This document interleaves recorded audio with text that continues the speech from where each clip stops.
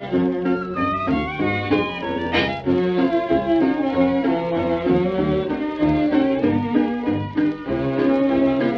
are back on 41.7 FM radio station with your one and only Harold Myers. During this segment, we are going to explore the Quota Act system, the vast growing industry of automobile, and new American heroes. Special guests include Albert Johnson, Henry Ford, and randomly selected guests. This is going to be an interesting one, folks. Now on to Tim Jones, an interviewer who will give us an insight on the guy behind the Quota Act. May 19th, 1921 marked the day that a law was passed. This law was the Quota Act. It impacted our society and economy with the restriction of letting immigrants enter the United States. Albert Johnson, the creator of the Quota Act, is here with us to go into more detail about it. Welcome, Mr. Johnson. How are you? Very good, thank you. That's great to hear. What sparked the idea of creating the Quota Act? Well, it's quite simple, really. I've noticed that the population of immigrants increasing created a problem such as less job opportunities, quantity of food decreasing, and overall corruption our nation as a whole. Many epidemics such as the Red Scare, which brought fear and suspicion due to worker revolts, strikes, and attacks, has been a problem, and the Quota Act system was a solution to resolve it. Was the Quota Act not applicable to certain people?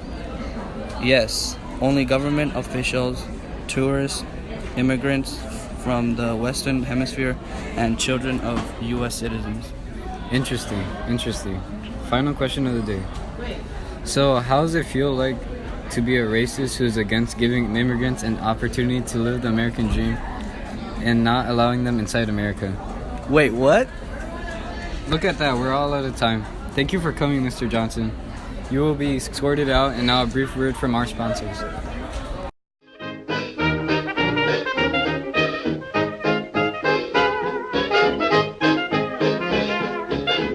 Jenny, come to the table for some supper. Okay, Dad, just in a minute. I'm coming.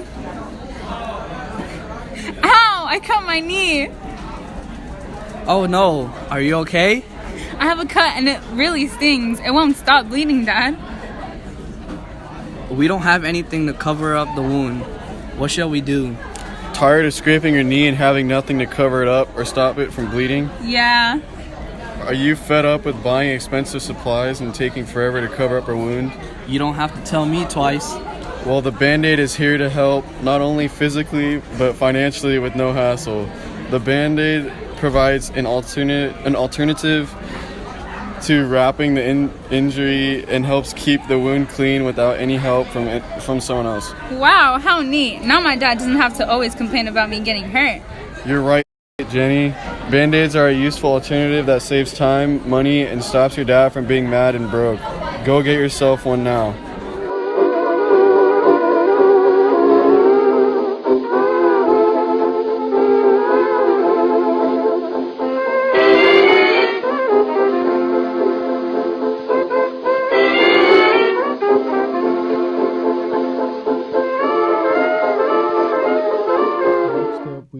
Talking about the brand new automobile and how it changed people's lives. Tim Jones will now be interviewing a car owner and how it changed his lifestyle. Hello, George. How are you? Good. Thanks for having me today. How do you like having a car? I like it a lot. It helps me save money because I don't have to take the train or walk anywhere I can drive. What things can you do now that you couldn't do before you owned an automobile? I can do many things now, like go to the grocery store and get groceries easily. I can drive to my parents' house without having to take the train. I can go to friends' house quickly. That's all the questions I have for you. Thank you, George. Thank you for having me.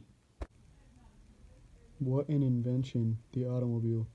It gave people job opportunities by opening up factories, repair shops, and parts stores.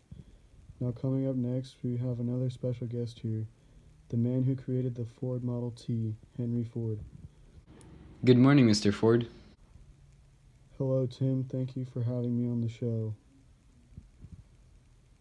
How did the idea of the car come to you?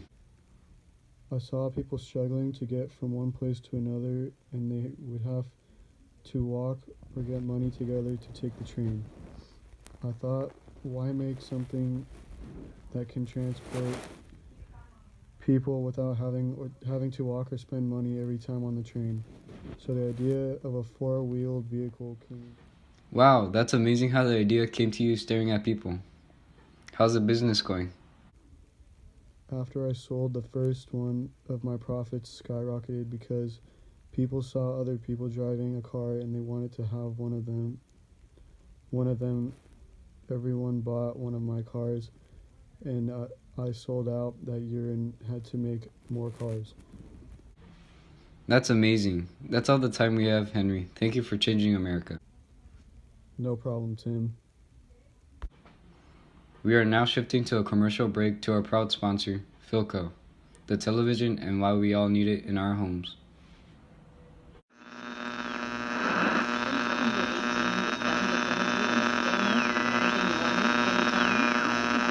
What is that sound?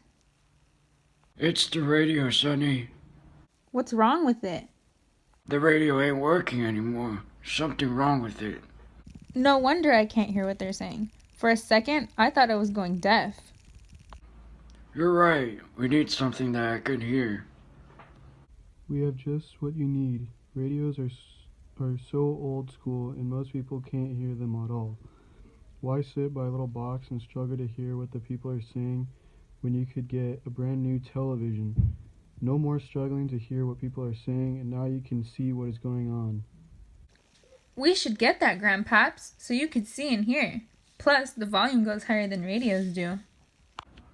I don't know. It seems like I'm going to be wasting a bunch of vote. Don't worry. The television is worth the price. It's a huge upgrade from a radio. Just see it yourself. Don't just sit there.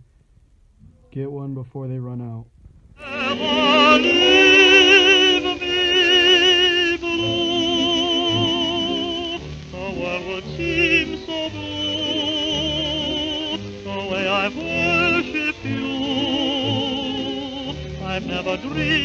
Now, folks, if you like music, then this topic is going to be interesting for you because we're going to talk about jazz.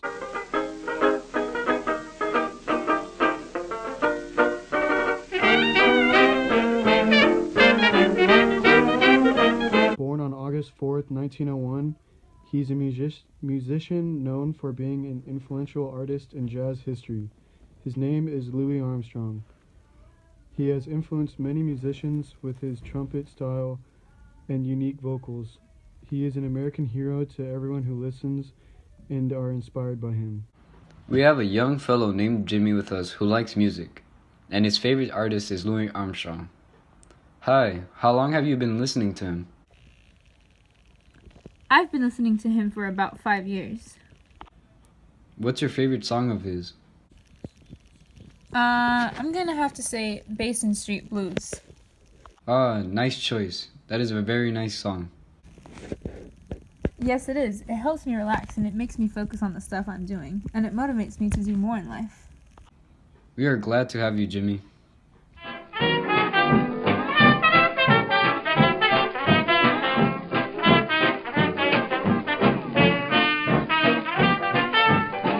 Survey time. How do you feel about the Quota Act? Has Louis Armstrong influenced you just like little old Jimmy? Would you buy an automobile? Send us your opinion through letter and mail it to 5346 South Cordery Boulevard, Manhattan, New York. Well, that is all, folks. I hope you enjoyed listening to 47.1 FM radio station with your host, Harold Myers.